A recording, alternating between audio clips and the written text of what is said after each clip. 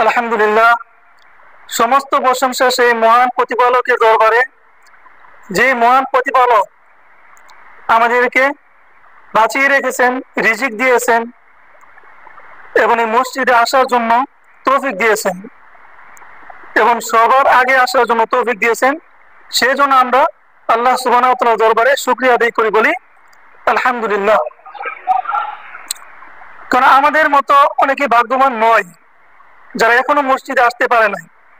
কারণ জুমার দিন একটি ফজিলত আছে এবং জুমার দিন একটি ভয়ঙ্কর দিন, একই সাথে আনন্দের দিন, একই সাথে ভয়ঙ্কর দিন। এই সম্পর্কে বলে আসতেছি সবার। তারপর আমি মোহাম্মদ সাল্লাল্লাহু আলাইহি ওয়াসাল্লাম প্রতি দুরূদ পাঠ করি, যে মোহাম্মদ সাল্লাল্লাহু আলাইহি ওয়াসাল্লামের পথই হচ্ছে সঠিক পথ। আল্লাহ সুবহানাহু ওয়া তাআলা বলছেন যে মোহাম্মদ যে পথ দেখেছেন ওটাই হচ্ছে সঠিক পথ। তাই মোহাম্মদ সাল্লাল্লাহু আলাইহি ওয়াসাল্লাম প্রতি আমরা দুরূদ পাঠ করি, সকলে বলি সাল্লাল্লাহু আলাইহি ওয়াসাল্লাম।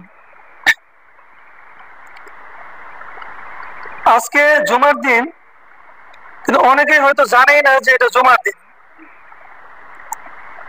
রক্ত আসে 12টা 1-এ, খুতবা দেওয়া উচিত 12টা 5 থেকে 12টা 10-এর মধ্যে শুরু করা উচিত, কিন্তু এখন 12:30 বাজতেছে, অথচ মানুষের কোনো খবর নেই। শুক্রবার আসলেই মানুষ মনে করে যে আমার কাজের অভাব নেই, অনেক কাজ। শুক্রবার আসলে অনেকে প্ল্যানিং করে রাখে যে আমি অমুক জায়গায় যাব, অমুক কাজ করব, কিন্তু এটা মাথায় প্ল্যানিং করে না যে শুক্রবার আসলে সবার আগে গোসল করে পবিত্র অর্জন করে আল্লাহর দরবারে মসজিদে আমি হাজির হব আল্লাহর সন্তুষ্টি অর্জনের জন্য। এগুলো আমাদের মাথায় নেই। এই বক্তৃতা মাইকে হওয়া উচিত, কারণ মাইকে বক্তৃতা হলে এগুলি মানুষের কাছে প্রচার করা যায় সুন্দরভাবে। এখানে বলতেছে, এখানে যারা আছেন তারা তো মাশাআল্লাহ 5 ওয়াক্ত নামাজ পড়েনি, এখানে আপনারা অনেক কিছু জানেনও, আবার নামাজও পড়েন, জানেন। কিন্তু যারা জানে না এবং যারা নামাজ পড়তে আসে না এবং জুমার দিন আগে ভাগে আসে না, তাদের জন্য মাইকে বক্তৃতা হওয়া দরকার। আল্লাহ সুবহানাহু ওয়া তাআলা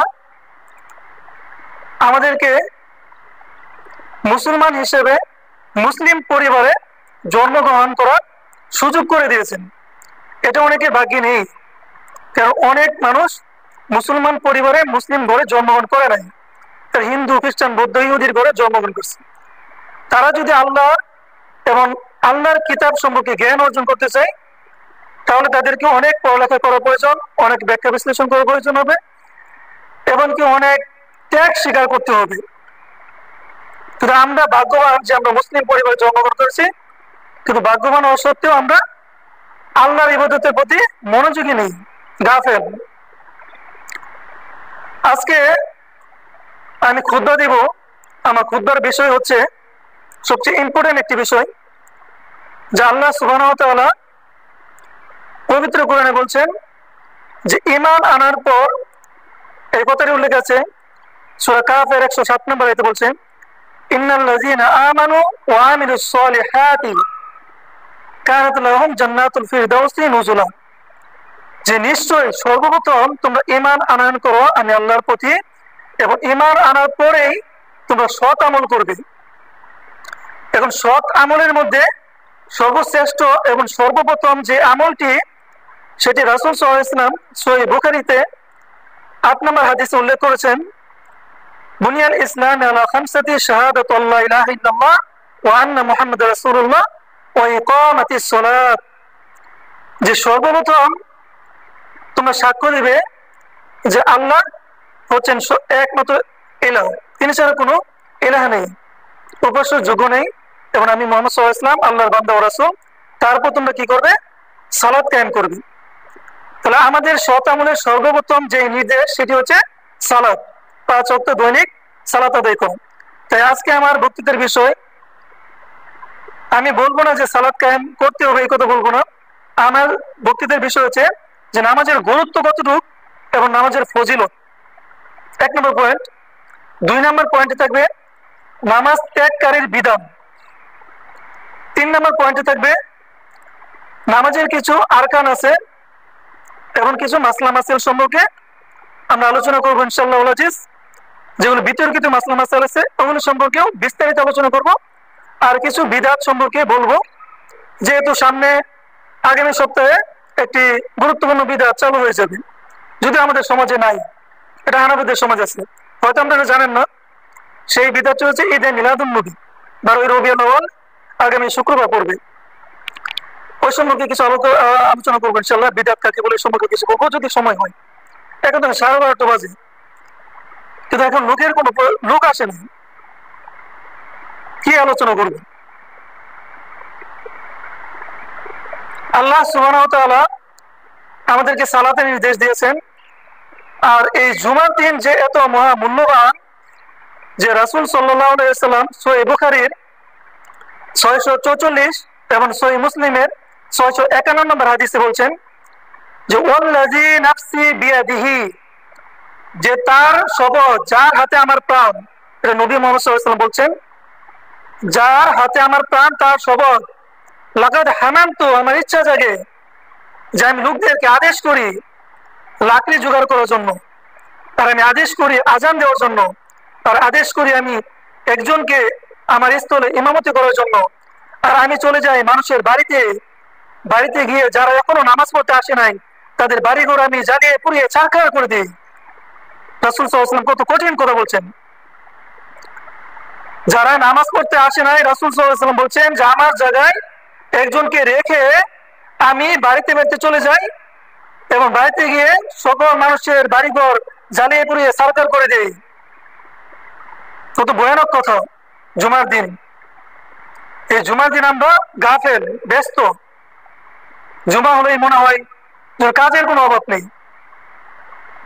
এখনো সমাজের অনেক মানুষ কি করছে? গরু ছাগল নিয়ে ব্যস্ত, খামার নিয়ে ব্যস্ত, কৃষিকাজ নিয়ে ব্যস্ত। অথচ সে এই মাথার মধ্যে ঢুকাচ্ছে না, যদি সে এই মুহূর্তে মারা যায় কি অবস্থা হবে? তার অবস্থা তো হবে সেই ইহুদিদের মতো, যাদের বিধান ছিল শনিবারে বিধান, যে তোমরা শনিবারে কি করবে? আল্লাহর ইবাদত করবে। তখন তার শনিবারে বিধান অমান্য করে তার মাছ ধরতে চলে গিয়েছিল। তখন আল্লাহ সুবহানাহু ওয়া তাআলা তাদেরকে বানরে পরিণত করেছিল। এই কথাটি উল্লেখ আছে সূরা বাকারার মধ্যে। তাহলে আমাদের অবস্থা তো এরকম হতে পারে। আমরা যে এখনো যে গাফেল, জুমার নামাজ আজান হচ্ছে আসি না, অথচ জুমার নামাজে আজানের আগে মসজিদে আসার বরকত রয়েছে, ফজিলত রয়েছে। যেমন আল্লাহ সুবহানাহু ওয়া তাআলা মুহাম্মদ সাল্লাল্লাহু আলাইহি ওয়াসাল্লাম তিনি বলছেন, এই হাদিসটি উল্লেখ আছে সহিহ বুখারীর 881 নম্বর হাদিস। রাসূল সাল্লাল্লাহু আলাইহি ওয়াসাল্লাম বলছেন যে মানিক তাছাড়া, যে ব্যক্তি ভালোভাবে গোসল করে পবিত্রতা অর্জন করে জুমার দিন সবার আগে মসজিদে আসে, ফাকাআন্নামা কাররাবা বাদানা, সে একটি কুরবানি করার সওয়াব পাবে। ওমান রাহা ফি সাআতি, তারপর যে ব্যক্তি আসবে, দ্বিতীয় যে ব্যক্তি আসবে, ফাকাআন্নামা কাররাবা বাকারা, সে একটি গাভী কুরবানির সওয়াব পাবে। ওমান রাহা ফি সাআতি, তারপর যে ব্যক্তি আসবে, ফাকাআন্নামা কাররাবা বাকশান, সে একটি দুম্বা কুরবানির সওয়াব পাবে। তারপর বলছেন ওমান রাহা ফি সাআতি, চতুর্থ যে ব্যক্তি আসবে, ফাকাআন্নামা কাররাবা বাদাজা, সে একটি মুরগি কুরবানির সওয়াব পাবে। অন্য হাদিস আছে সাদগার কথা, মুরগির সাদগা দেওয়ার সওয়াব পাবে, দুটোই আছে। তারপর বলছেন তারপর যে আসবে, ফাকাআন্নামা কাররাবা বাইদ, সে একটি ডিম কুরবানির সওয়াব পাবে অথবা ডিম সাদগার সওয়াব পাবে, দুটোই হাদিস আছে। তাহলে এই জুমার যে ফজিলত, নবী সাল্লাল্লাহু আলাইহি ওয়াসাল্লাম বলছেন যে 5 প্রকার, অর্থাৎ 1 2 3 4 5 এরকম স্তরে স্তরে সবের দিতে থাকেন আল্লাহ সুবহানাহু ওয়া তাআলা। তারপর যখন খতিব খুতবা দেওয়ার জন্য দাঁড়িয়ে যায়, আজান হয়ে যায়, তখন ফেরেশতাগণ তাদের লিপিবদ্ধগান বন্ধ করে দেন এবং তারা ইমাম এর খুতবা শুনতে থাকেন। তাহলে মসজিদে জুমার দিনের খুতবার যখন আজান হয়ে যায়, তখন যারা আসে তারা এই নেকিগুলো থেকে বঞ্চিত হয়। তাহলে আমাদের সবার আগে কি মসজিদ আসতে হবে আজানের আগে, এবং যত দ্রুত মসজিদে আসা যায়, তাহলে আমরা অতিরিক্ত সওয়াব ইনকাম করতে পারবো বা কামাই করতে পারবো। দেখেন আমরা অনেক টাকা খরচ করি কুরবানির জন্য, 20,000 টাকা, 30,000 টাকা, অনেকে একা কুরবানি দেয়, 1 লাখ টাকাও দেয়। তাহলে কুরবানির জন্য আমরা খরচ করি আল্লাহর সন্তুষ্টির জন্য, সেই কুরবানি কবুল নাও হতে পারে। মনের মধ্যে লোক দেখানোর ইবাদত থাকতে পারে, মাংস খাওয়ার জন্য ইবাদত থাকতে পারে, কিন্তু মসজিদে যদি আপনি সবার আগে আসেন তাহলে উট কুরবানি সব পাবেন, এটা 100% গ্যারান্টি। এখানে কোনো অনিশ্চয়তা নেই, অবশ্যই নিশ্চয়ই পাবেন। যদি তারপর আসেন তাহলে আপনি গাভী কুরবানি সব পাবেন, তারপর আসলে দুম্বা কুরবানি, এভাবে আপনি নেকি পেতে থাকবেন, এটা 100% আপনি পাবেন। কিন্তু অথচ আমরা এই জুমার দিনকে মূল্যায়ন করি না। আর এই জুমার দিন আল্লাহ রাসূল সাল্লাল্লাহু আলাইহি ওয়াসাল্লাম বলছেন যে প্রত্যেক জাতির জন্য একটা আনন্দের দিন আছে, আর মুসলমানদের আনন্দের দিন হচ্ছে জুমার দিন। ইহুদির দিন হচ্ছে, যে আমাদের দিন হচ্ছে শুক্রবার জুমার দিন, আর ইহুদিদের হচ্ছে শনিবার, আর খ্রিস্টানদের হচ্ছে রবিবার। তাহলে এটা হচ্ছে একটা আনন্দের দিন, ইবাদতের দিন, জুমার দিন। আর এই জুমার দিন যে একটা ভয়ঙ্কর দিন, এই সম্পর্কে একটা আলোকপাত করি। এই হাদিসটি উল্লেখ আছে সহিহ মুসলিমের 854 নম্বর হাদিস। রাসূল সাল্লাল্লাহু আলাইহি ওয়াসাল্লাম বলেন, হাদিসটি বর্ণনা করেছেন আবু হুরায়রা, তিনি বলেন যে রাসূল সাল্লাল্লাহু আলাইহি ওয়াসাল্লাম বলেন যে খায়রু ইয়াউমা তালাত আলাইহি শামসু, যে সূর্য উদিত হয় এমন দিনগুলোর মধ্যে সবচেয়ে শ্রেষ্ঠ উত্তম দিন হচ্ছে ইয়াউমুল জুমআতি, শুক্রবার দিন, জুমার দিন। কেন এটা শ্রেষ্ঠ? কেন এই দিনটি শ্রেষ্ঠ মর্যাদা আল্লাহ সুবহানাহু ওয়া তাআলা কেন দিয়েছেন? এই কারণে আল্লাহ সুবহানাহু ওয়া তাআলা এই জন্য দিয়েছেন, রাসূল সাল্লাল্লাহু আলাইহি ওয়াসাল্লাম বলেন যে ফিহি খুলিকা আদম, এই জুমার দিন আদম আলাইহিস সালামকে সৃষ্টি করা হয়েছে।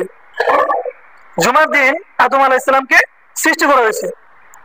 ফিহি উদখিলাল জান্নাত, এবং এই জুমার দিন আদম আলাইহিস সালামকে জান্নাতে প্রবেশ করানো হয়েছে। এবং ফিহি উখরিজা মিনহা, এবং এই জুমার দিন আদম আলাইহিস সালামকে জান্নাত থেকে বাহির করা হয়েছে। এটা আপনারা ঘটনা জানেন, ওই ইবলিস শয়তান তাকে কুমন্ত্রণা দিয়েছিল, সূরা বাকারাতে আছে। তাহলে এই জুমার দিন অনেক মর্তবা রয়েছে। তারপর রাসূল সাল্লাল্লাহু আলাইহি ওয়াসাল্লাম শেষাংশে বলছেন যে ওয়ালা তাকুমুস সাআ ইল্লা ফি ইয়াউমিল জুমআতি, যে কিয়ামত অনুষ্ঠিত হবে না জুমার দিন ব্যতীত। চিন্তা করতে পারছেন? মানে এই জুমার দিন কিয়ামত অনুষ্ঠিত হবে, তাহলে কত ভয়ঙ্কর এই জুমার দিন, আর কত আনন্দের দিন এই জুমার দিন। তাহলে এই জুমার দিন প্রত্যেকটা মানুষকে আল্লাহর ইবাদতে মশগুল থাকতে হবে, ইবাদত বন্দেগী করতে হবে, কারণ কখন জানি কিয়ামত হয়ে যায়, নিশ্চয়তা নেই, যে কোনো টাইম কিয়ামত হয়ে যেতে পারে। আর যখন কিয়ামত হয়ে যাবে, যদি আপনি মসজিদে না থেকে বাইরে থাকেন, মানে ইবাদত না করে যদি আপনি আপনার ব্যবসা বাণিজ্য কাজ কাম নিয়ে যদি দুনিয়া নিয়ে পড়ে থাকেন, তাহলে কি আপনি জান্নাতি যেতে পারবেন? পারবেন না।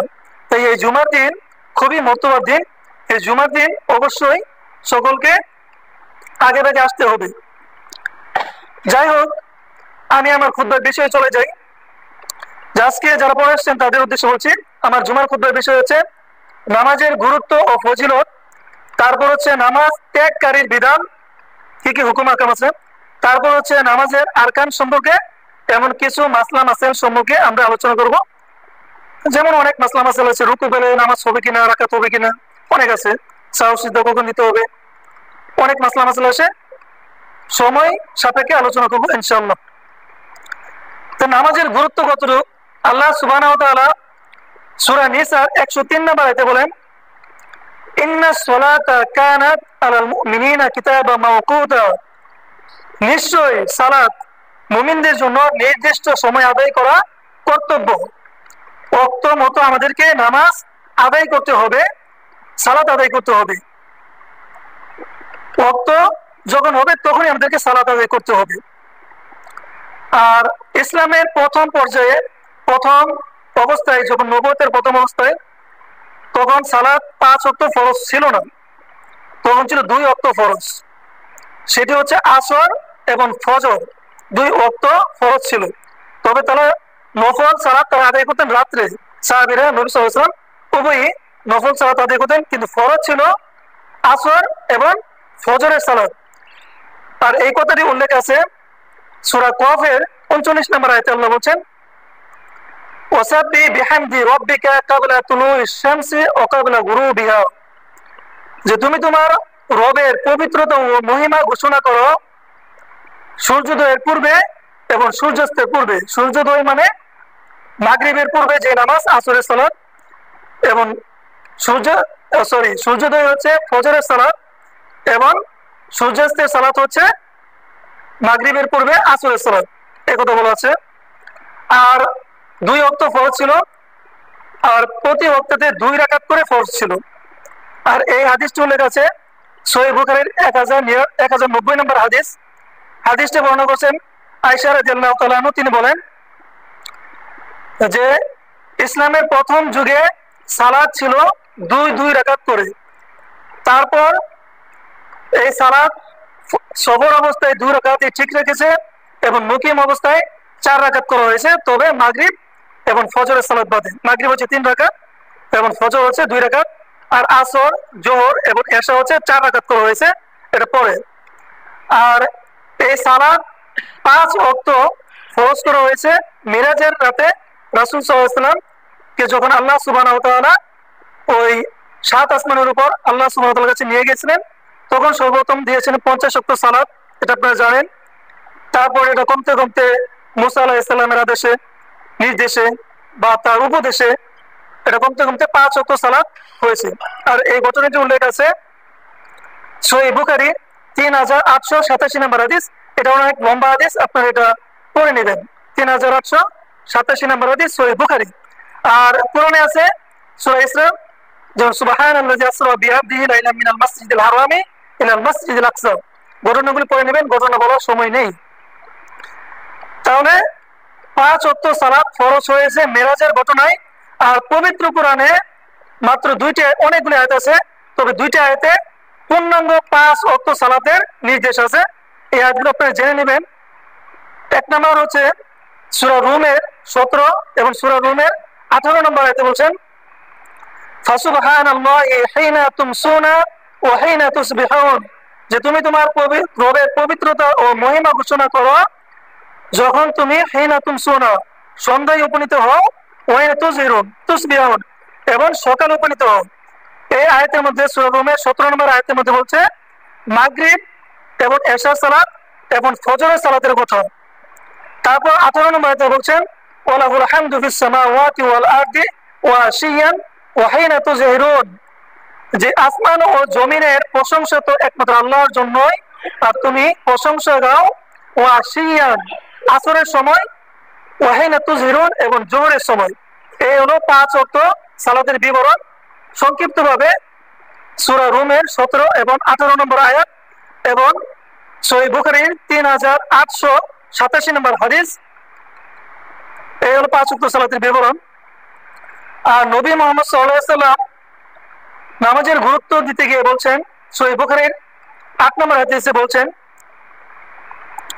যে বুনিয়াল ইসলাম আলা খামসাতি শাহাদাতু আল্লা ইলাহা ইল্লাল্লাহ ওয়া আন্না মুহাম্মাদুর রাসূলুল্লাহ ওয়া ইকামাতিস সালাত, যে ইসলামের 5টি স্তম্ভ আছে, তার মধ্যে সর্বপ্রথম হচ্ছে সাক্ষ্য দেওয়া আল্লাহ ব্যতীত কোনো উপাস্য নেই এবং মুহাম্মদ সাল্লাল্লাহু আলাইহি ওয়াসাল্লাম আল্লাহর বান্দা ও রাসূল। তারপর যে ইবাদতটি করতে হবে সেটি হচ্ছে ইকামাতিস সালাত, সালাত কায়েম করতে হবে। নামাজের কত গুরুত্ব দেখেন। প্রথম ইবাদত হচ্ছে নামাজ কায়েম করো। নামাজের গুরুত্ব সম্পর্কে রাসূল সাল্লাল্লাহু আলাইহি ওয়াসাল্লাম সুনানে আবু দাউদের 495 নম্বর হাদিসে বলছেন যে মুরু আওলাদাকুম বিসসালাতি ওয়া হুম আবনাউ বিসাবি সিনিনা, যে তোমরা তোমাদের সন্তানদেরকে নামাজের আদেশ করো যখন তাদের বয়স হয় 7 বছর। তারপর বলছেন ওয়াদরিবুহুম আলাইহা ওয়া হুম আবনাউ 10 সিনিনা, যদি তারা 7 বছরের বয়সে আদেশ করার পর সালাত আদায় না করে বোঝাতে থাকবে, তারপর যখন 10 বছর পূর্ণ হবে তখন তাদেরকে আঘাত করবে, মারধর করবে, যাতে তারা সালাত আদায় করে, এবং তাদের বিছানা ওয়াফারিকু বাইনাহুম ফিল মাদাজি, তাদের বিছানা ত্যাগ করে দিবে, আলাদা করে দিবে। তাহলে রাসূল সাল্লাল্লাহু আলাইহি ওয়াসাল্লাম বলছেন যে 10 বছর বয়সের সময় কি করতে হবে? মারধর করতে হবে যদি নামাজ না পড়ে। কিন্তু যাদের বয়স 15, 20, 18, 25 নামাজ পড়েন না, 60 বছর নামাজ পড়েন না, মৃত্যু মুখে এখন যাত্রী হয়ে গেছেন, অথচ নামাজ পড়তে আসেন না, তাদের অবস্থা কি করা উচিত, তাদের সম্পর্কে পরে বলবো। কারণ নামাজের গুরুত্ব কতটা ইম্পর্টেন্ট। আর রাসূল সাল্লাল্লাহু আলাইহি ওয়াসাল্লাম সহিহ বুখারী 1395 নম্বর হাদিসে বলছেন, হাদিসটি বর্ণনা করেছেন ইবনে আব্বাস রাদিয়াল্লাহু তাআলা আনহু। তিনি বলেন যে মুআয ইবনে জাবাল রাদিয়াল্লাহু তাআলা আনহুকে যখন ইয়েমেনের শাসক হিসেবে প্রেরণ করলেন, তখন মুআয রাদিয়াল্লাহু তাআলা আনহুকে সর্বপ্রথম যে নির্দেশটি দিয়েছিলেন, তিনি বলেছিলেন যে উদউহুম ইলা শাহাদাতি আল্লা ইলাহা ইল্লাল্লাহ, যে তুমি তাদেরকে ডাকো, আহ্বান করো, তারা যেন সাক্ষ্য দেয় যে আল্লাহ ব্যতীত কোনো উপাস্য নেই, ও আন্নী মুহাম্মদ রাসূলুল্লাহ, আর আমি মুহাম্মদ সাল্লাল্লাহু আলাইহি ওয়াসাল্লাম হচ্ছে আল্লাহর রাসূল। ফাইন আতাউ, যদি তারা এই কথা মেনে নেয়, ফালিমহুম, তাহলে তাদেরকে কি করো, জানিয়ে দাও, আন্নাল্লাহ ক্বাদ ইফতারাতা ফি কুল্লি খামসি সালাতান, যে তাদের জন্য প্রত্যেক দিন 5 ওয়াক্ত সালাত ফরজ করা হয়েছে। তাহলে যেখানে আল্লাহ সুবহানাহু রাসূল সাল্লাল্লাহু আলাইহি ওয়াসাল্লাম কোন সাহাবী পাঠাতেন নেতা হিসেবে, তাদেরকে আদেশ করতে বলতেন, যে তাদেরকে ঘোষণা দিতে বলতেন যে তোমরা প্রথম ঈমানের দাওয়াত দাও, তারপর দাওয়াত দাও ইবাদতের, আর ইবাদতের ক্ষেত্রে দাওয়াত দাও নামাজের। নামাজের দাওয়াতটা ইবাদতের ক্ষেত্রে সর্বপ্রথম দিতে হবে, কারণ নামাজই হচ্ছে আপনার সকল ইবাদতের একটি মূল স্তম্ভ বলা যেতে পারে। কারণ নামাজ সম্পর্কে রাসূল সাল্লাল্লাহু আলাইহি ওয়াসাল্লাম অনেক গুরুত্বপূর্ণ কথা বলেছেন, যে নামাজ কতটা গুরুত্বপূর্ণ। রাসূল সাল্লাল্লাহু আলাইহি ওয়াসাল্লাম বলছেন, এই হাদিসটি উল্লেখ আছে সহিহুল জামে 2573 নম্বর হাদিস।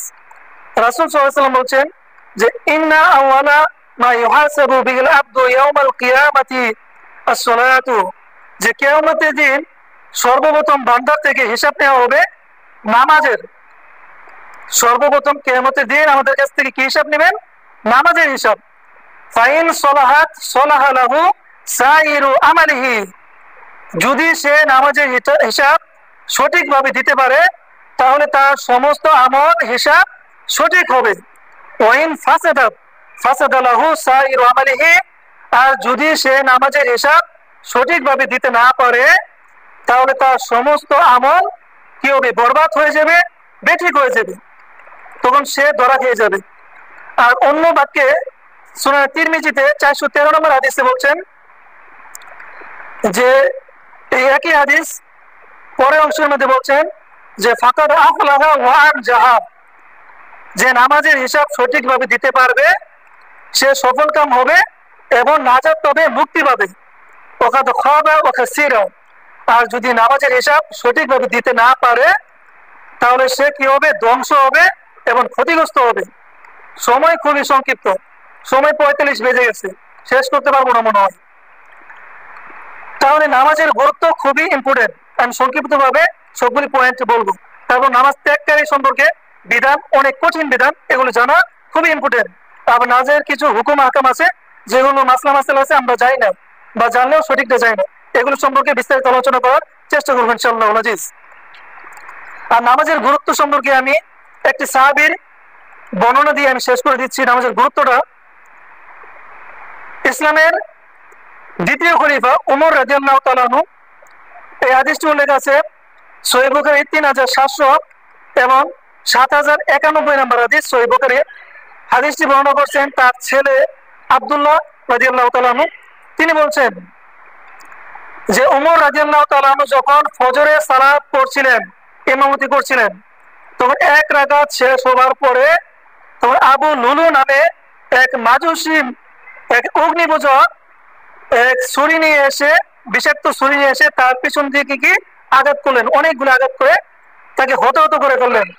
তখন উমর রাদিয়াল্লাহু তাআলার অবস্থা এমন ছিল যে তিনি বাকি এক রাকাত শেষ করতে না পেরে পড়ে গিয়েছিলেন। তারপর অন্য সাহাবী এসে নামাজ শেষ করলেন।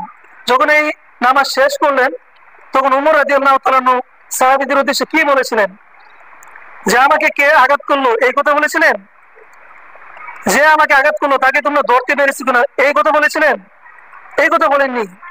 তখন উমর রাদিয়াল্লাহু তাআলা বলছেন যে আমি যে এক রাকাত নামাজ পড়ে আরেক রাকাত শেষ করতে পারলাম না, তোমরা সাহাবীরা কি ওই বাকি রাকাতটা শেষ করতে পেরেছিলে? চিন্তা করতে পারেন কত নামাজের গুরুত্ব। তিনি আহত হয়ে গেছেন, অথচ বলছেন যে তোমরা নামাজ শেষ করতে পেরেছি কিনা। নামাজের গুরুত্ব কতটুকু ইম্পর্টেন্ট। তাহলে আমাদের সকলে উচিত নিয়মিত 5 ওয়াক্ত সালাত আদায় করো, কারণ কিয়ামতের দিন এই নামাজের হিসাব যদি না দিতে পারেন তাহলে ধরা খেয়ে যাবেন। আর এই নামাজের কিছু ফজিলত আছে, সে সম্পর্কে দু একটা হাদিস বলবো। একটা হাদিস আছে সহিহ বুখারীর 176 নম্বর হাদিস। রাসূল সাল্লাল্লাহু আলাইহি ওয়াসাল্লাম বলেন, লা ইয়াজালুল আবদু ফি সলাতি মা কানা ফিল মাসজিদি ইয়ানতাজিরু সলাতা লাম ইহাদিস। যে ব্যক্তি নামাজের উদ্দেশ্যে মসজিদে বসে থাকে, নামাজের অপেক্ষা করে, সে তার পূর্ণ সময়টাই যেন নামাজের মধ্যেই কাটিয়ে দিয়ে থাকে, সুবহানাল্লাহ, যতক্ষণ পর্যন্ত তার ওযু নষ্ট না হয়। আরেকটি ফজিলতপূর্ণ হাদিস, এই হাদিসটি উল্লেখ আছে সহিহ মুসলিমের 666 নম্বর হাদিস। রাসূল সাল্লাল্লাহু আলাইহি ওয়াসাল্লাম বলছেন যে মানুষ যখন, যে ব্যক্তি ঘর থেকে ভালোভাবে ওযু করে নামাজের উদ্দেশ্যে মসজিদের জন্য রওনা হয়, তখন তার প্রতিটি পদক্ষেপে, প্রতিটি কদমে একটি করে তাহুত্তু খতিআতান ওয়া তারফাউ দারজাতান, তার প্রতিটি কদমে একটি করে পাপ ঝরে পড়ে এবং একটি করে মর্যাদা বৃদ্ধি পায়। নামাজের ফজিলত। আরেকটা হাদিস আছে নামাজের ফজিলত সম্পর্কে, এই হাদিসটি উল্লেখ আছে সহিহ বুখারীতে। রাসূল সাল্লাল্লাহু আলাইহি ওয়াসাল্লাম বলছেন, এই হাদিসটি আছে সহিহ বুখারী 528 নম্বর হাদিস। হাদিসটি বর্ণনা করেছেন আবু হুরায়রা রাদিয়াল্লাহু তাআলা তিনি বলেন যে রাসূল সাল্লাল্লাহু আলাইহি ওয়াসাল্লাম বলছেন যে লাউ আরাইতুম নাহরা বিবাবিন আহাদিকুম ইগতাসিলু মিন কুল্লি খামসান, যে তোমাদের বাড়ির সামনে যদি একটি নদী থাকে আর সেই নদীতে যদি তোমরা প্রত্যেকদিন 5 বার গোসল করো, হাল ইবকি দানি শাইয়ান, তাহলে কি তোমাদের শরীরে কোনো ময়লা থাকতে পারে? তখন সাহাবীগণ বললেন যে না, থাকতে পারে না। তখন রাসূল সাল্লাল্লাহু আলাইহি ওয়াসাল্লাম বলেন, ইন্না সলাতা, এটাই হচ্ছে সালাতের উদাহরণ। ইয়ামহুল্লাহু বিল খাতায়া, যে ব্যক্তি 5 ওয়াক্ত সালাত আদায় করে আল্লাহ তার সমস্ত সগীরা গুনাহ ক্ষমা করে দেন, যদি কবিরা গুনাহ না করতে থাকেন। কবিরা এবং শিরক করলে অবশ্যই তাকে তওবা করতে হবে। তাহলে এগুলো হচ্ছে নামাজের ফজিলত। নামাজের ফজিলত সম্পর্কে আরেকটি হাদিস বলে আমি শেষ করে দিচ্ছি, যেহেতু সময় কম, 50 বেজে গেছে, আমাদের সবগুলো পয়েন্ট শেষ করতে হবে। নামাজ ত্যাগকারী সম্পর্কে বেশি ইম্পর্টেন্ট, এই সম্পর্কে একটু বেশি বলবো। একটা হাদিস আছে নামাজের ফজিলত সম্পর্কে, হাদিসটি উল্লেখ আছে সুনান আবু দাউদ 1420 নম্বর হাদিস। রাসূল সাল্লাল্লাহু আলাইহি ওয়াসাল্লাম বলেন যে আল্লাহ সুবহানাহু ওয়া তাআলা তার বান্দাদেরকে 5 ওয়াক্ত সালাতের নির্দেশ দিয়েছেন, আর যে এই 5 ওয়াক্ত সালাত যথা নিয়মে যথা সময়ে আদায় করবে, তখন আল্লাহ সুবহানাহু ওয়া তাআলা বলছেন যে ওই ব্যক্তির জন্য আমি অঙ্গীকারবদ্ধ হলাম, আহাদুন, চুক্তি করলাম যে ইয়াদখুলুল জান্নাতা, আমি তাকে অবশ্যই অবশ্যই জান্নাতে হাসিল করব, সুবহানাল্লাহ। তাহলে যে ব্যক্তি 5 ওয়াক্ত সালাত আদায় করবে যথা নিয়মে যথা সময়ে, আল্লাহ সুবহানাহু ওয়া তাআলা অঙ্গীকার করছেন যে তাকে অবশ্যই জান্নাতে দাখিল করবেন। এখন আমরা এই পর্যায়ে জানবো, এতক্ষণ আমরা জানছিলাম নামাজের গুরুত্ব এবং ফজিলত সম্পর্কে সংক্ষিপ্তভাবে। এখন আমরা জানবো নামাজ ত্যাগকারী বিধান সম্পর্কে। যে অনেকে আমরা নামাজ পড়ি না, পড়লেও এক ওয়াক্ত পড়ি, আরেক ওয়াক্ত পড়ি না। অনেকে শুক্রবারে মুন্সি, শুক্রবার পড়ি, আরেক শুক্রবার আসলে তারপর পড়ি, অনেকে শুক্রবারে পড়ি না। এগুলি সম্পর্কে অনেক কঠিন বিধান বলেছেন নবী মুহাম্মদ সাল্লাল্লাহু আলাইহি ওয়াসাল্লাম এবং পবিত্র কোরআনে বলছেন। আসুন আমরা জেনে নেই কি কি বলছেন, যে নামাজ যারা পড়ে না তাদের কি শাস্তি হবে এবং তাদের হুকুমগুলো কি। প্রথমে পবিত্র কোরআনের সূরা মরিয়মের 59 নম্বর আয়াতে আল্লাহ সুবহানাহু ওয়া তাআলা বলছেন যে ফাখালাফা মিন বাদিহিম খালফুন আদাউস সালাতা ওয়াত্তাবাউশ শাহাওয়াতি ওয়া সাওফা ইয়ালকাউনা গাইয়া, যে তাদের পরে এমন এক জাতি আসলো যে তারা কি করলো, তারা সালাতকে বিনষ্ট করে ফেললো, সালাত আদায় করলো না, তারা তাদের মন খুশি মতো চলতে লাগলো, ওয়া সাওফা ইয়ালকাউনা গাইয়া, আর অচিরেই তারা ধ্বংসের মধ্যে নিক্ষেপ হবে। অচিরেই তাদের মধ্যে, তাদের সময়ে ধ্বংসলীলা শুরু হয়ে যাবে। আল্লাহ পবিত্র কোরআনে সূরা মরিয়মের 59 নম্বরে বলেন যারা সালাতকে বিনষ্ট করলো, নষ্ট করলো, নামাজ পড়লো না, ঠিক মতো আদায় করে না, নামাজ পড়ে না, ওই জাতির প্রতি আল্লাহ ধ্বংস অনিবার্য করে দিবেন, ধ্বংস অনিবার্য করে দিবেন। তবে নামাজ যারা পড়ে না তাদের জন্য, ধরেন এই সমাজে কিছু মানুষ নামাজ পড়ে, কিছু মানুষ, বেশিরভাগ নামাজ পড়ে না, তাহলে ধ্বংস যখন আসবে, ওই যারা নামাজ পড়ে না তাদের ধ্বংসের কারণে যারা নামাজ পড়ে তারাও ধ্বংসের সম্মুখীন হবে। এটা কোরআনে সূরা বাকারার মধ্যে আছে। যখন ইহুদিরা ওই শনিবারের বিধান লঙ্ঘন করেছিল, তখন যারা চুপ থেকেছিল তাদের মধ্যেও ওই ধ্বংসলীলা চালু হয়ে গেছিল, কিন্তু যারা দাওয়াত দিয়েছিল একমাত্র তারাই বেঁচে ছিল। এই জন্য যারা নামাজ পড়েন তাদের উচিত যখন আপনি নামাজ পড়তে আসবেন আরেকজনকে দাওয়াত দিবেন, ভদ্রভাবে বলে চলেন নামাজ পড়ে আসি। তাকে জোর করার প্রয়োজন নেই। একদিন বলবেন, 2 দিন বলবেন, 3 দিন বলবেন, 10 দিন বলবেন, 1 মাস বলবেন। 1 মাস বলার পর সে দেখবেন যে লোকটি আমাকে প্রত্যেকদিন নামাজে দাওয়াত দিচ্ছে, যাই একদিন নামাজ পড়ে আসি। সে নামাজ পড়তে আসবে, হয়তো সে লোক দেখানোর জন্য পড়বে, হয়তো আপনাকে সন্তুষ্ট করার জন্য পড়বে, হয়তো লজ্জা শরমের কারণে পড়বে, কিন্তু এভাবে যখন পড়তে শুরু করবে তখন এক সময় সে আল্লাহকে সন্তুষ্ট করার জন্যই পড়বে। তাহলে ভদ্রভাবে নামাজের দাওয়াত দিবেন। আর আল্লাহ সুবহানাহু ওয়া তাআলা সূরা বাকারার 83 নম্বর আয়াতে বলছেন, ওয়াকুলু লিন-নাসি হুসনা, তোমরা মানুষের সাথে ভদ্রভাবে কথা বলো, হুসনা উত্তম ভাবে কথা বলো। কিন্তু আমাদের সমাজে অনেকেই আছেন ভদ্রতা কি এটাই জানি না, ভদ্রভাবে কিভাবে কথা বলতে হয় সেটাও জানি না। আমরা মানুষকে অবজ্ঞা করে কথা বলি, হ্যাঁ প্রতিপন্ন করে কথা বলি। অথচ সূরা লুকমানের 18 নম্বর আয়াতে বলছেন, ওয়ালা তুসাইয়ির খাদ্দাকা লিন-নাসি, যে তোমরা মানুষের সাথে অভদ্রভাবে তুচ্ছ তাচ্ছিল্য করে হ্যাঁ প্রতিপন্ন করে কথা বলো না। অনেকেই মানুষ কি করে, জ্ঞানের গরিমা করে, এগুলি করা যাবে না। যে জানেন সে তো জানেন, যে জানে না তাকে জানাবেন, কিন্তু যে জানে না তাকে অবজ্ঞা করা যাবে না। কারণ প্রত্যেকটা আদম সন্তানকে আল্লাহ সুবহানাহু ওয়া তাআলা কি করেছেন, সম্মানিত করেছেন। আল্লাহ বলছেন ওয়ালাকাদ কাররামনা বানি আদম, প্রত্যেকটা বনি আদমকে আল্লাহ সম্মানিত করেছেন। হয়তো আপনি ধর্ম সম্পর্কে জানেন, কিন্তু আরেকজন সে কৃষিকাজ সম্পর্কে জানে, আরেকজন ব্যবসা বাণিজ্য সম্পর্কে জানে। তাই কেউ কাউকে ছোট করে কথা বলবেন না। সূরা লুকমান 18 নম্বর আয়াত, আমি ওদিকে যাচ্ছি না।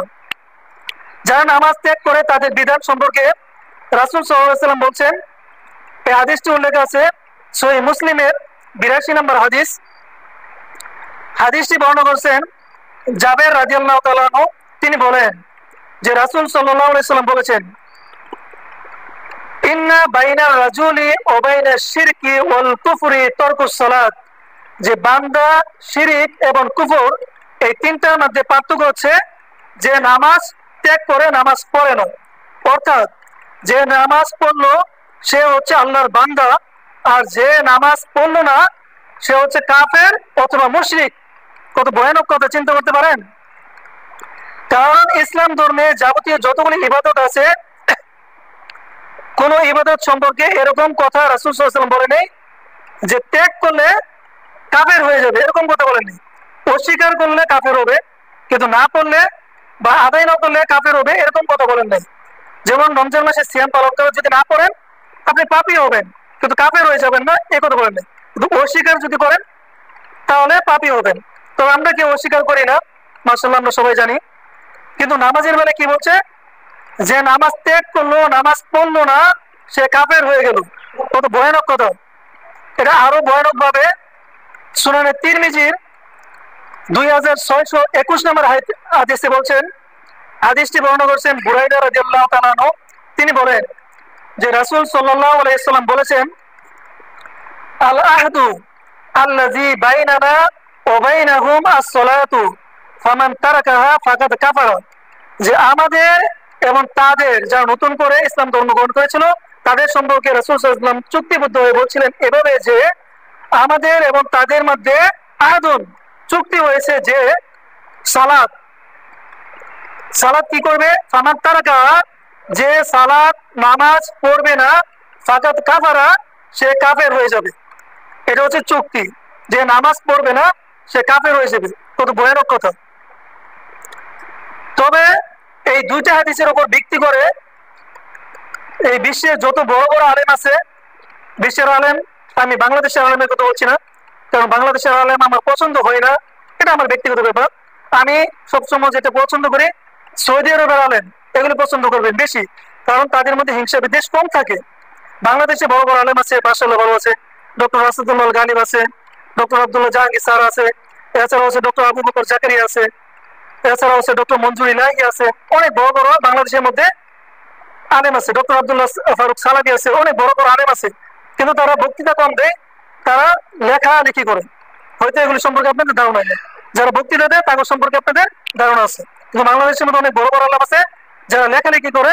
এই সম্পর্কে আপনারা জেনে নেবেন, তাহলে ভালোভাবে জানতে পারবেন।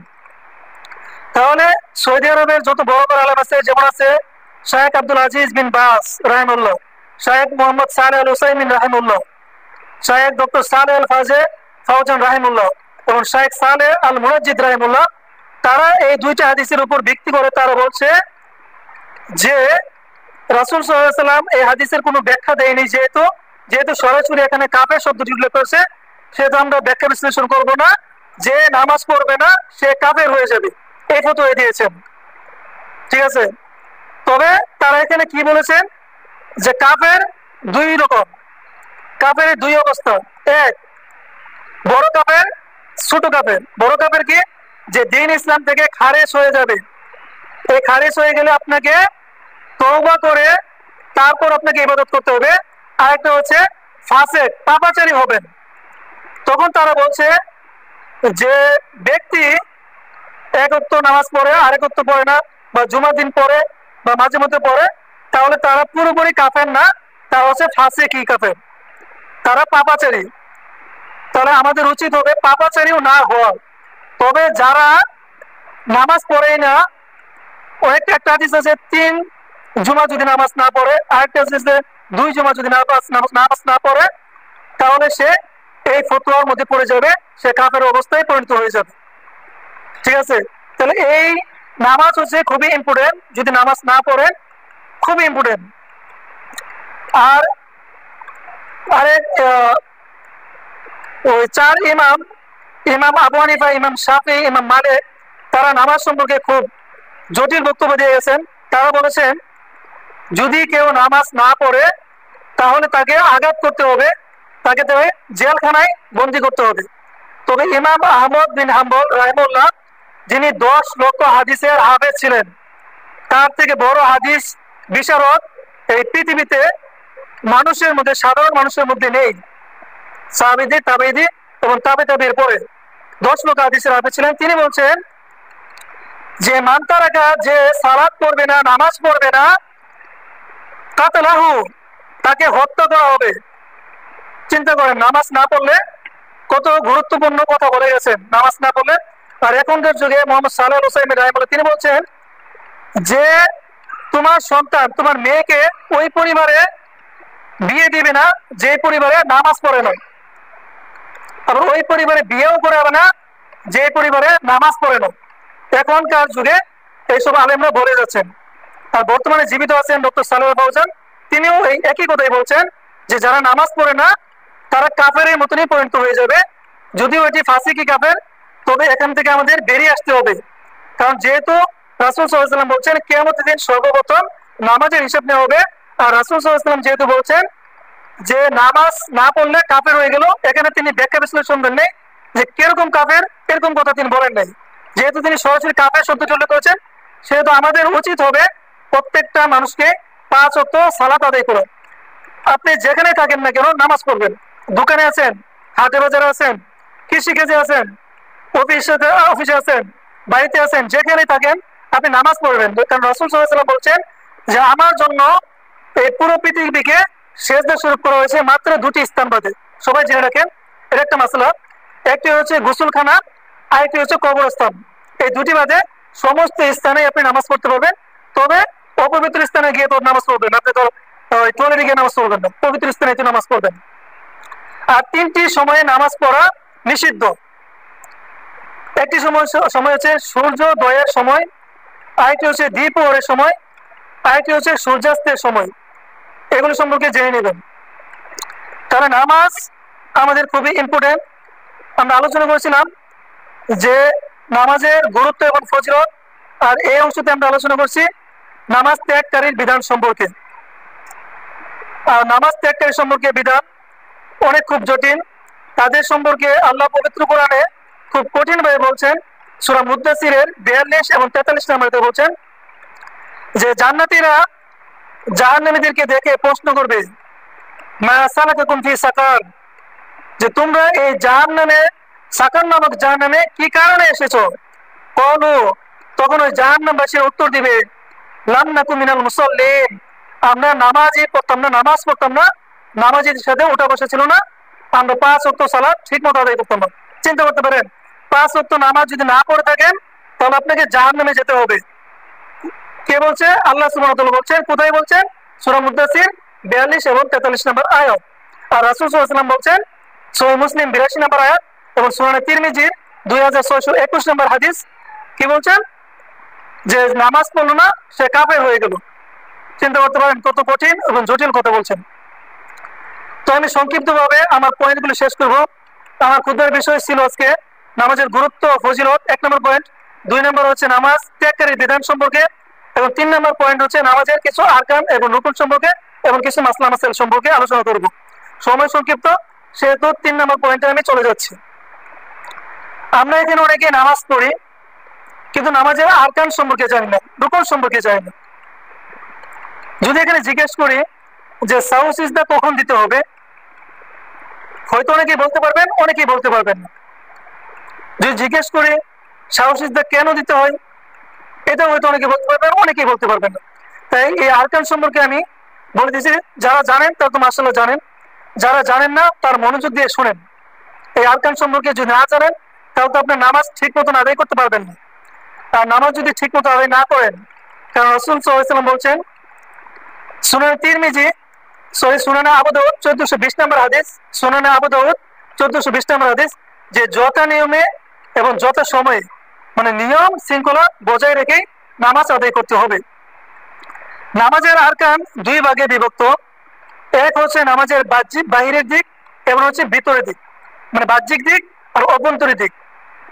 নামাজ শুরুর আগে বাহ্যিক দিকগুলোর মধ্যে নামাজের শর্ত হচ্ছে 9টি। এই 9টি শর্ত যদি পূরণ না করেন তাহলে আপনার নামাজ হবে না। 1 নম্বর শর্ত হচ্ছে আপনাকে মুসলিম হতে হবে। সবাই মনোযোগ দিয়ে শুনেন। 1 নম্বর শর্ত হচ্ছে আপনাকে মুসলিম হতে হবে, অমুসলিমদের জন্য নামাজ নয়। কারণ আল্লাহ সুবহানাহু ওয়া তাআলা পবিত্র কোরআনে সূরা আল ইমরানের 85 নম্বর আয়াতে বলেন, ওয়ামাই ইয়াবতাগি গায়রাল ইসলামি দীনান ফালা ইয়াকবালু মিনহু, যে ইসলাম ধর্ম ছাড়া কেউ যদি অন্য কোনো ধর্ম তালাশ করে অনুসন্ধান করে তাহলে তা থেকে তা গ্রহণ করা হবে না। তাহলে 1 নম্বর শর্ত আপনাকে মুসলমান হতে হবে। 2 নম্বর শর্ত হচ্ছে আপনাকে বালেগ হতে হবে। আপনি আগে থেকেই চেষ্টা করবেন, তো বালেগ হলে আপনার প্রতি ফরজ হয়ে যাবে। যেমন ওই যে সুনান আবু দাউদ 495 নম্বর হাদিস, যে 7 বছর বয়স থেকে কি করতে হবে? নামাজের আদেশ করতে হবে। 10 বছর বয়স হলে আযাদ করে নামাজের আদেশ করতে হবে। তাহলে বালেগ হতে হবে। 3 নম্বর হচ্ছে জ্ঞানবান হতে হবে। কারণ যারা পাগল, জ্ঞানহীন, তাদের জন্য ইসলাম ধর্মের কোনো হুকুম আহকাম ফরজ নয়, কারণ আল্লাহ তাদেরকে পাগল করেছেন, তাদের কোনো দিন সম্পর্কে জ্ঞান নেই, এটা আল্লাহর ইখতিয়ারে। 4 নম্বর হচ্ছে শরীর, কাপড় এবং স্থান পবিত্র হতে হবে। যেমন আল্লাহ কোরআনে বলছেন, ও সিয়াবাকা ফাতাহহির, যে তোমরা তোমাদের পোশাক পরিচ্ছদকে কি করো? পবিত্র করো। তারপর হচ্ছে সতর ডাকতে হবে। সতর পুরুষের জন্য, এটা সকলে ভালোভাবে শুনে, পুরুষের জন্য হচ্ছে কাঁধ ডাকতে হবে, ইম্পর্টেন্ট। 2 কাপ টাকা হচ্ছে ইম্পর্টেন্ট। তারপর হচ্ছে নাভি থেকে টাকনু পর্যন্ত ডাকতে হবে। কিন্তু আপনার যদি পেট খালি থাকে কোনো সমস্যা নেই, কিন্তু কাঁধ অবশ্যই ডাকতে হবে পুরুষের জন্য। আর নারীদের জন্য হচ্ছে শুধুমাত্র মুখ এবং হাতের কবজি বাদে সারা শরীর ডাকতে হবে, পায়ের পাতা পর্যন্ত। তো কেউ যদি চায় মুখ এবং কবজি পর্যন্ত ডাকবে, মাশাআল্লাহ, সমস্যা নেই, তুমি না দেখলেও চলবে। আর পোশাকের বেলায় অনেকে হয়তো জানেন না। আচ্ছা বলেন তো, লাল পোশাক, লাল রঙের পোশাক বা হলুদ রঙের পোশাক কি পরা যাবে না পরা যাবে না? দেখি কে কে জানেন, বলেন। পরা যাবে না, তাহলে আপনি হাদিস জানেন না। নবী সাল্লাল্লাহু আলাইহি ওয়াসাল্লাম লাল রঙের পোশাক পরেছেন। এই জন্য বলি যে আপনারা সবসময় ফলো করবেন, কিতাব বই পড়বেন। ইউটিউবে গিয়ে সার্চ করবেন যে আব্দুর রাজ্জাক বিন ইউসুফ, ডক্টর রাসেদুল গালিব, ডক্টর মুজাফফর, এগুলো সম্পর্কে জানেন, সঠিকভাবে জানতে পারবেন না। আব্দুর রাজ্জাক বিন ইউসুফ বই, তার বইয়ের মধ্যে সালাতুর রাসূল, তার বইয়ের মধ্যে বলছেন যে রাসূল সাল্লাল্লাহু আলাইহি ওয়াসাল্লাম লাল চাদর দিয়ে কি করলেন? খুতবা দিলেন। তখন তার খুতবার সময় লাল চাদর ছিল। আব্দুর রাজ্জাক বিন ইউসুফ তার বইয়ের মধ্যে আছে। ডক্টর রাসূলুল্লাহ তার বই আছে। এই জন্য বলি, যখন মানুষ বক্তৃতা দেয়, মনে রাখবেন, যখন মানুষ বক্তৃতা দেয় তখন ওটার মধ্যে ভুল থাকতে পারে, কারণ বক্তৃতার মধ্যে সবসময় কোনটা বলবো এটা দিশ আসে না, হুশ আসে না। কিন্তু একজন লেখক যদি বই লেখে তাহলে ওটার মধ্যে বিস্তারিত জানতে পারবেন। হলুদ রঙের পোশাক পরা যাবে, লাল রঙের পোশাক পরা যাবে। যদি আপনারা আরো বিস্তারিত জানতে চান, বিস্তারিত জেনে নেবেন, কিন্তু তর্ক করতে আসবে না আমার সাথে। কারণ আমি একটি কথা ভালোভাবে না জেনে না বুঝে তারপর বলি না, কারণ আমি কোন ব্যক্তি বিশেষকে ফলো করি না। আমি একটা মাসালা জানার জন্য কোরআন হাদিস আগে গবেষণা করি, তারপর ওই মাসালায় যদি কোনো বিতর্ক থাকে তখন আমি কমপক্ষে 10 থেকে 20টা আলেমের মতামত নেই। যদি দেখি তারা নির্ভরযোগ্য আলেমের কমপক্ষে 10 থেকে 20টা আলেমের মতামত যদি এক হয় তাহলে ধরা যায় ওটি সঠিক হবে। কিন্তু আপনারা তো সেটা করেন না, আপনারা কি করেন, নির্দিষ্ট 2-1 জন মানুষের কাছ থেকে ফতোয়া নেন, যার ফলে আমরা বিপদগামী হচ্ছেন, অথচ তাদের লেখা বইগুলো পড়েন না। যেমন ডক্টর আসাদুল গালেব তিনি বই লিখেছেন, আব্দুর রাজ্জাক ইবনে ইউসুফ বই লিখেছেন, ডক্টর মুজাফফর বিন মুহসিন জালা হাদিসের কবলে রাসূল সাল্লাল্লাহু আলাইহি ওয়াসাল্লাম বই লিখেছেন। বই পড়বেন, বই পড়লে সঠিকটা জানতে পারবেন। যাই হোক, আমি ওই বিষয়ে যাচ্ছি না। কোন পর্যন্ত যাচ্ছিলাম? ওই আচ্ছা, তারপর কি 100 টাকা সম্পর্কে ছিলাম, ঠিক না?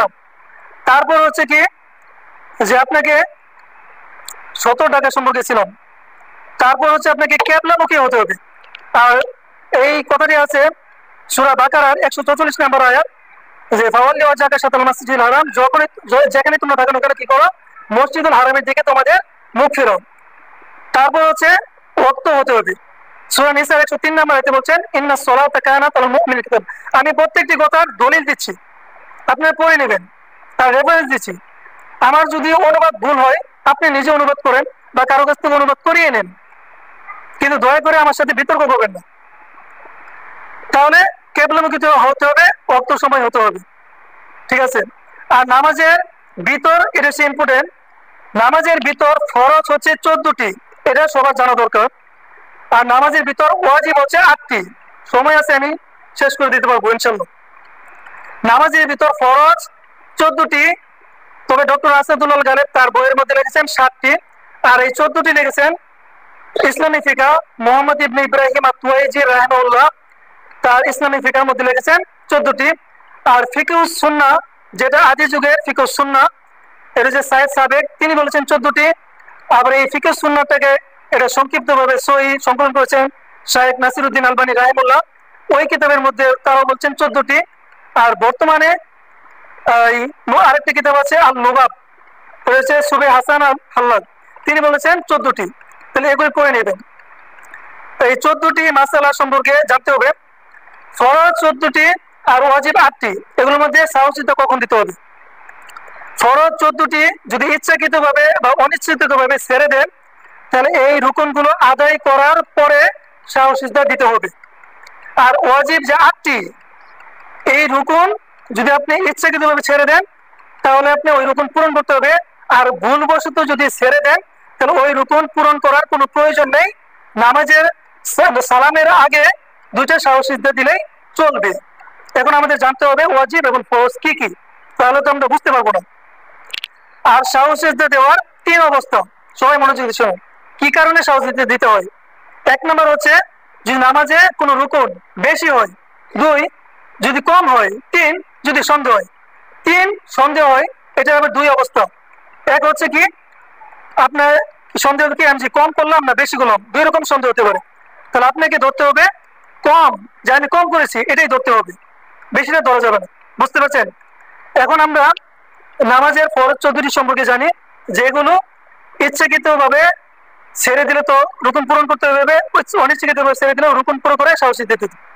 1 নম্বর হচ্ছে দাঁড়িয়ে নামাজ পড়া। আল্লাহ সুবহানাহু ওয়া তাআলা বলছেন সূরা বাকারা, আচ্ছা আমি রেফারেন্স গুলি না বলে সময় নেই, পড়তে রেফারেন্স প্রত্যেকটা বিষয়ের রেফারেন্স আমি দিতে পারবো, এখনই দিতে পারবো, সময় যেহেতু কম আমি সংক্ষিপ্তভাবে শুধু পয়েন্টগুলো বলে দিচ্ছি। দাঁড়িয়ে নামাজ পড়তে হবে, তবে যারা দাঁড়াতে অক্ষম নয় তারা বসে শুয়ে নামাজ পড়তে হবে। সূরা নিসার 103 নম্বর হাদিস আয়াত। তাহলে দাঁড়িয়ে নামাজ পড়তে হবে 1 নম্বর। 2 নম্বর হচ্ছে তাকবীরে তাহরিমা দিতে হবে, আল্লাহ বলেছেন ওয়ারাব্বাকা ফাকাব্বির, তাকবীরে তাহরিমা দাও। 3 নম্বর হচ্ছে সূরা ফাতিহা পড়তে হবে। সহিহ বুখারীর 756 নম্বর হাদিসে রাসূল সাল্লাল্লাহু আলাইহি ওয়াসাল্লাম বলেছেন লা সালাতা লিমান লাম ইয়াকরা বিফাতিল কিতাব। আচ্ছা আমি রেফারেন্স দিচ্ছি না, সূরা ফাতিহা পড়তে হবে, ঠিক আছে। 4 নাম্বার হচ্ছে আপনার রুকু করতে হবে। 5 নাম্বার হচ্ছে রুকু থেকে সোজা হয়ে উঠতে হবে। 6 নাম্বার হচ্ছে 7 অঙ্গের মাধ্যমে সিজদা করতে হবে। 7 অঙ্গের মাধ্যমে পুরো মুখটাই কি করবে থাকবে, যেমন নাকটাও অবশিষ্ট থাকবে 7 অঙ্গ দ্বারা। আরেকটা হাদিস আছে শুধু নাক, যে নাকের উপর সিধেছে। 7 অঙ্গ কি কি? এই পুরো মুখ, আর এই 2 হাতের তালু, এই কোনি বাজানো যাবে না, মাটির সাথে কোনি বাজবে না, শুধু হাত থাকবে। তাহলে মুখ, 2 হাত, তারপর হচ্ছে কি 2 হাঁটু 2 পা। আর আপনার সিজদাটা ভিতরে এতটুকু ফাঁকা জায়গা থাকতে হবে যেন একটি বকরি বাচ্চা আসা যাওয়া করতে পারে, ছোট বকরি বাচ্চা, ঠিক আছে। তাহলে 6 নম্বর বললাম নাকি? 6 নম্বর বলছি। 7 নম্বর হচ্ছে ওই 7 অঙ্গের মাধ্যমে সিজদা করতে বললাম। 7 নম্বর হচ্ছে 2 সিজদার মাঝে বসতে হবে। 8 নম্বর হচ্ছে দ্বিতীয় সিজদা দিতে হবে। 9 নম্বর হচ্ছে শেষ তাশাহুদের জন্য বসতে হবে। 10 নম্বর হচ্ছে এবং শেষ তাশাহুদ পড়তে হবে।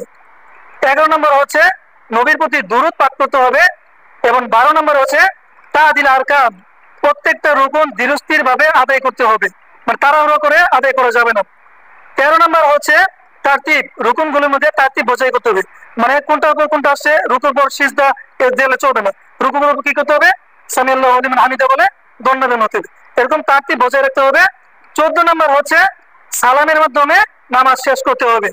এই 14টি আরকান যদি আপনারা কেউ ইচ্ছাকৃতভাবে অনিচ্ছাকৃতভাবে যেভাবে ছাড়েন, এই রুকুন পূরণ করার পর নামাজ সালাম ফিরানোর আগে 2টি সিজদা দিতে হবে। আর সাহু সিজদা 2 সময় দেওয়া যায়। এক, নামাজের আগে 2 সিজদা দিয়ে, সালামের আগে 2 সিজদা দিয়ে তারপর সালাম ফিরানো, অথবা সালাম ফিরানোর পর 2 সিজদা দেওয়া, এই 2 ভাবেই মাসালা আছে। তাই এখন আমরা আলোচনা করব ওই ওয়াজিব সম্পর্কে। ওয়াজিব হচ্ছে 8টি ওয়াজিব, তাকবীরে তাহরিমে ব্যতীত সকল তাকবীর 1 নম্বর। 2 নম্বর হচ্ছে রুকুতে তাসবিহ পড়া, কমপক্ষে সুবহান রাব্বিল আযীম। রুকুতে সিজদাতে অনেকগুলি তাসবিহ আছে, হয়তো আপনারা বেশি জানেন না, যেমন সুবহান কুদ্দুস রব্বুল মালাইকাতুর রূহুন, সুবহানাকাল্লাহুম্মা রাব্বানা ওয়া বিহামদিকা আল্লাহুম্মা ইগফিরলি, আল্লাহুম্মা ইগফিরলি যিকরা ওয়া জিল্লা ওয়া ওয়ালা ওয়া আখিরা, অনেক দোয়া আছে রুকু সিজদা। তো আমরা সকলেই যেটা জানি সুবহান রাব্বিয়াল আযীম, কমপক্ষে এতটুকু পড়তে হবে। তারপর সামি আল্লাহু লিমান হামিদা, এটা বলতে হবে। তারপর কমপক্ষে বলতে হবে রব্বানা লাকাল হামদ। যদি আরো বলেন হামদান কাসীরান তাইয়িবান মুবারাকান ফি, আরো আছে লম্বা, মিনুস সামাওয়াতি ওয়া মিনুল আরদি ওয়া মিনু মা শি'তা মিন শাইইন বাদা, অনেক লম্বা দোয়া আছে, যারা যতটুকু পারেন ততটুকু বলবেন, ঠিক আছে। তারপর কি করতে হবে, তারপর ওই 2 সিজদার মাঝখানে দোয়া করতে হবে, কমপক্ষে রব্বিক ফিরলি করতে হবে। এখানে 6-7টা দোয়া আছে, আল্লাহুম্মা ফিরলি ওয়ারহামনি, আল্লাহুম্মা ফিরলি ওয়ারহামনি আছে, অনেক আছে, পড়ে নিতে পারবেন, ঠিক আছে। তাহলে এই পরে লাস্টে পরে কি আর ঠিক আছে যে প্রথম তাশাহুদ পড়তে হবে, তাশাহুদের জন্য বসতে হবে এবং প্রথম তাশাহুদ পড়তে হবে। এই হলো 8টি ওয়াজিব। আর বাদ বাকি যা আছে সবগুলো হচ্ছে সুন্নত, যেমন রফুল এদান করা, জোরে আমিন বলা, ওই পড়া কি আছে আপনি এই যে ওই ইস্তিরাত করা, যখন আপনি 2 সিজদা দেওয়ার পরে একটু উঠবেন তখন বসে একটু উঠা, যা আছে সবগুলো হচ্ছে সুন্নত। এখন কয়েকটা উদাহরণ দিই তাহলে বুঝতে পারবেন। যে ধরেন আপনি 2 রাকাত নামাজ পড়ছেন, ঠিক আছে, 2 রাকাত কি পড়ছেন, ফজরের নামাজ বা ফজর নামাজই ধরেন পড়তেছেন, ঠিক আছে। তখন আপনি 1 রাকাত পড়লেন, 1 রাকাত পরে বসে পড়লেন, ঠিক আছে। 1 রাকাত পরে আপনি কি করলেন, বসে পড়লেন। তখন মুক্তাদিগের কি বলতে হবে, তখন ইমামকে স্মরণ করে দেওয়ার জন্য 2টা অবস্থা। এক, যারা পুরুষ তাদের জন্য বলতে হবে সুবহানাল্লাহ, আল্লাহু আকবার বলা যাবে না, সুবহানাল্লাহ বলতে হবে। আর মহিলাদের জন্য হাতে তালি বাজাতে হবে, ঠিক আছে, এটা মনে রাখবেন সবাই। সুবহানাল্লাহ দিতে হবে, যখন ইমাম ভুল করবে তখন সুবহানাল্লাহ বলতে হবে। আর ইমাম কি বলছে সে সজাগ হবে, সে বুঝতে পারবে, ঠিক আছে। আর আমি একটা মাসালা কয়েকটা মাসালা বলে শেষ করে দিচ্ছি, এগুলো আপনি জেনে নেবেন। একটা মাসালা, সেটি হচ্ছে রুকু পেলে কি রাকাত হবে নাকি হবে না। এই দেখেন, এই যে আলেমদের মধ্যে মতবাদ কিরকম আপনি প্রমাণ করে দেখেন। যে এক আলেম বলছে যে রুকু যদি পায় তাহলে সে রাকাত পাবে না, রাকাত গণ্য হবে না।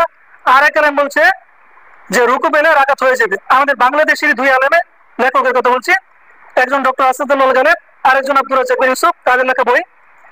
ডক্টর আসাদুল্লাহ গালেব তার লেখা বইয়ের মধ্যে বলছেন যদি কেউ রুকু পায় তাহলে ওটা রাকাত গণ্য হবে না। কে বলছেন? ডক্টর আসাদুল্লাহ গালেব। তার দলিল কি? সহিহ বুখারী 756 নম্বর হাদিস যে সূরা ফাতিহা রুকুন এটা সে পড়ে নাই, সেজন্য তার সালাত হবে না, মানে ওই রাকাতটা গণ্য হবে না, এটা আরেকবার পড়তে হবে। আর আব্দুর রাজ্জাক বিন ইউসুফ তিনি বলছেন যে না, যদি রুকুতে রুকুতে যাই তাহলে রাকাত সেটা গণ্য হবে। সে দলিল দিচ্ছে কোথা থেকে? সে দলিল দিচ্ছে সুনানে আবু দাউদ হাদিস নাম্বার 684, আবু বকর রাদিয়াল্লাহু তাআলা আনহু তিনি বলেন যে একদা রাসূল সাল্লাল্লাহু আলাইহি ওয়াসাল্লাম নামাজ পড়তেছিলেন, এমত অবস্থায় আমি দৌড়ে আসলাম, আসি দেখি রাসূল সাল্লাল্লাহু আলাইহি ওয়াসাল্লাম রুকুতে চলে গেছেন। তখন আমি সঙ্গে সঙ্গে রুকুতে চলে গেছি। তখন রাসূল সাল্লাল্লাহু আলাইহি ওয়াসাল্লাম সালাত শেষ করে আমাকে বললেন যে তুমি এরকম আর করো না, তবে আল্লাহ তোমার প্রতি দয়া করুক। তাহলে যখন রুকু পেল তখন কি বললো? রাসূল সাল্লাল্লাহু আলাইহি ওয়াসাল্লাম বললেন যে তোমার নামাজ হয়ে গেছে, ওই রাকাত হয়ে গেছে, কিন্তু দ্বিতীয়বার তাকে পড়তে বলেন নাই। আর সুনানে আবু দাউদ 889 নম্বর হাদিসে বলছেন যে কেউ যদি রুকু পায় তাহলে তার রাকাত গণ্য হবে। দেখতে পাচ্ছেন ইমামদের মধ্যে মতভেদ আছে। আর এখানে মাসলাটা কি ব্যাখ্যা দিয়ে বুঝিয়ে দিই। দেখেন, রুকুন হচ্ছে কি অস্বীকার করা। রাসূল সাল্লাল্লাহু আলাইহি ওয়াসাল্লাম হাদিস বলছেন যে তুমি যেখানেই সালাতের অংশ হবে সেখান থেকে শুরু করবে এবং বাকিটা তুমি পূরণ করবে, কিন্তু এটা রাসূল সাল্লাল্লাহু আলাইহি ওয়াসাল্লাম বলেনি।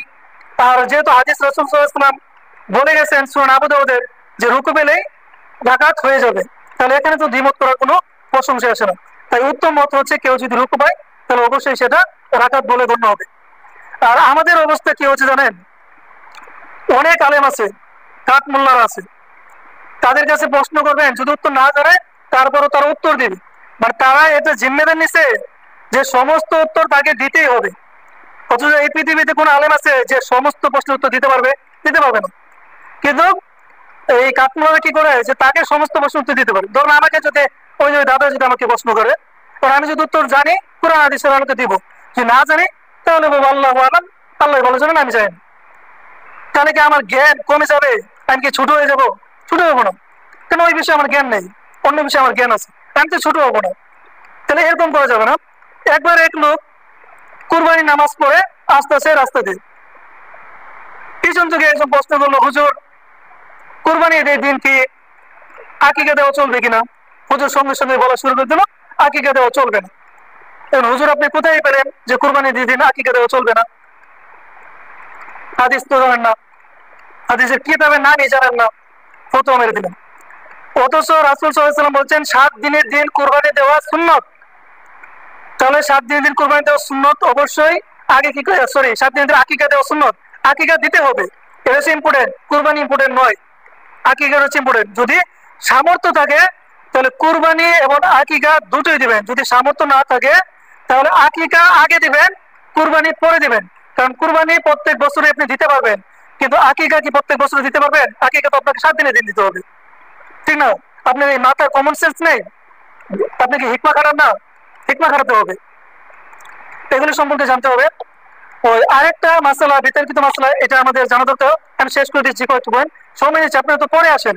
দেখেন আমি খুতবা শেষ শুরু করলে 12টা থেকে শুরু করলে যদি আরো আমি 4-5 ঘন্টা করি, তারপরে আমি কোরআন হাদিস অনুযায়ী বলতে পারবো মাশাআল্লাহ, আল্লাহ আমাকে সেই জ্ঞান দিয়েছেন, আল্লাহর প্রতি শুকরিয়া।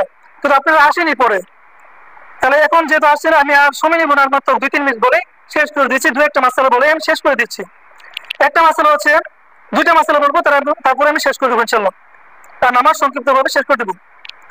একটা মাসালা হচ্ছে যে ঈদের সালাত বৃষ্টির কারণে যদি মসজিদে পড়া হয় তাহলে কি তাহিয়াতুল মসজিদ পড়তে হবে বা তাহিয়াতুল মসজিদ পড়া যাবে না নাকি? এটা মাসালাটা হচ্ছে রাসূল সাল্লাল্লাহু আলাইহি ওয়াসাল্লাম যদি বলছেন যে ঈদের আগে, ঈদের নামাজ পড়ার আগে এবং পরে কোনো সালাত নেই। আরেকটা হাদিসে বলছেন যে তোমরা মসজিদে বসার আগে অবশ্যই কি করতে হবে? 2 রাকাত তাহিয়াতুল মসজিদ পড়ে বসতে হবে। আর এই 2টা হাদিস যেহেতু বিতর্কিত মাসালা, আর এই সম্পর্কে শাইখ সালেহ আল হুসাইমিন রাহিমাহুল্লাহ এবং শাইখ সালেহ আল মুনাজ্জিদ রাহিমাহুল্লাহ তাদের ফতোয়া আমি নকল করছি।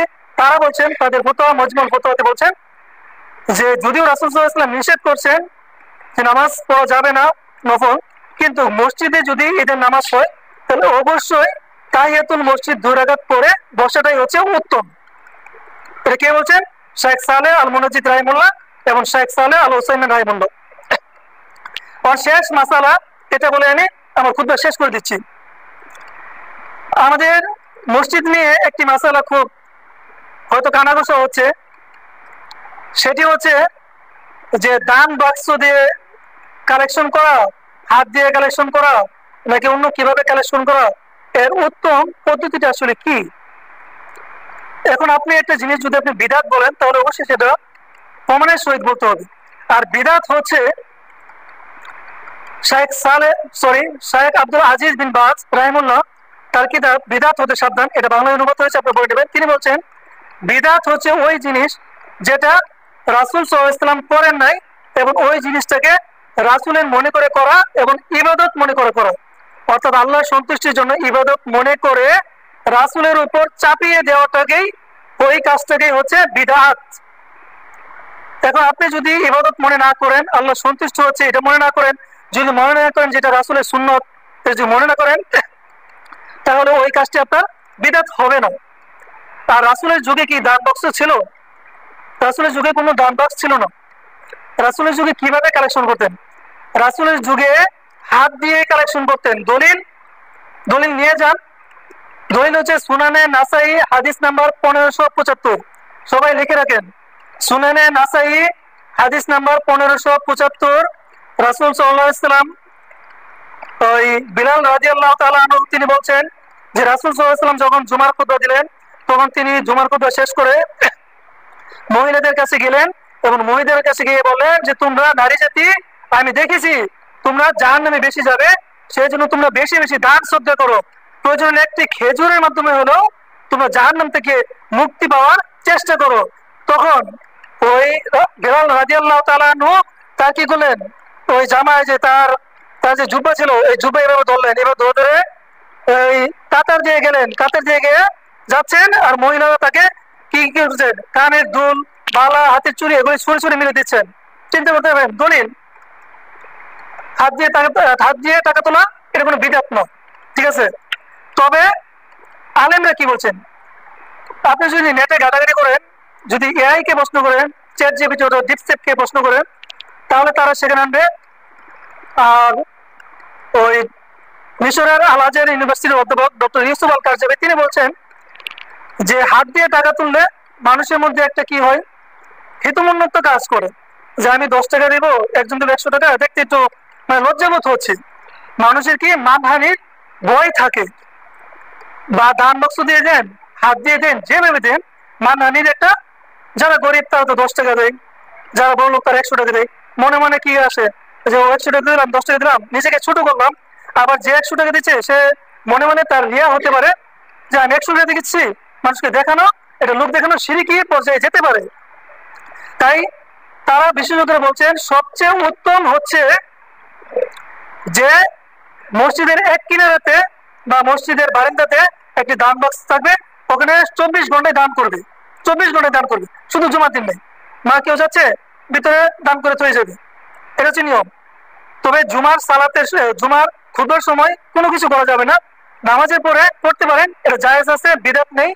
তবে সবচেয়ে উত্তম হচ্ছে যদি পেছনে একটা দান বক্স করেন, ওখানে সার্বক্ষণিক দান করবে, তার কোনো সমস্যা নেই। তাহলে এখন কি এই মাসালাটা ক্লিয়ার হয়েছে? মাসালা তো ক্লিয়ার, ঠিক না? উত্তম হচ্ছে যদি আপনারা যারা কি করেন, যারা এখন আপনারা দায়িত্বে আছেন, চেষ্টা করবেন। দেখুন আমি অনেক দেখছি, অনেক মসজিদে বাইরে দান বক্স থাকে, তালা মারানো থাকে, ওর একটা থাকে আর কি টাকা দেওয়ার জন্য, ওরকম সিস্টেম হয়েছে সবচেয়ে উত্তম মাধ্যম। কারণ এখানে লোক দেখানোর রেবত থাকবে না এবং আপনার লজ্জাহীনতাও থাকবে না যে আমি 10 টাকা দিচ্ছি, 5 টাকা দিচ্ছি, কেউ 100 টাকা দিচ্ছে, 1000 টাকা দিচ্ছে, তখন তার মধ্যে কি রিয়া শিরিক চলে আসতে পারে। তবে জায়েজ আছে, বিদআত নয়, মনে রাখবেন। কেউ যদি বলে বিদআত তাহলে সে ভুল, কারণ আমি কোনো মাসালা ভালোভাবে না জেনে আমি আব্দুর রাকিব বলি না, এটা মনে রাখবেন। তাহলে আল্লাহ সুবহানাহু ওয়া তাআলা আমাদের এই বিষয়গুলো বুঝার এবং সঠিকভাবে আমল করার তৌফিক দান করুন। আল্লাহুম্মা আমিন। ওয়া আখিরু দাওয়ানা আলহামদুলিল্লাহি রাব্বিল আলামিন।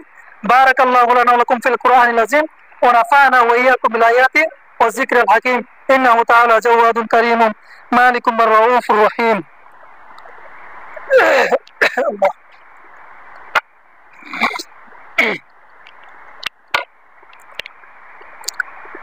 الحمد لله نحمده ونستعينه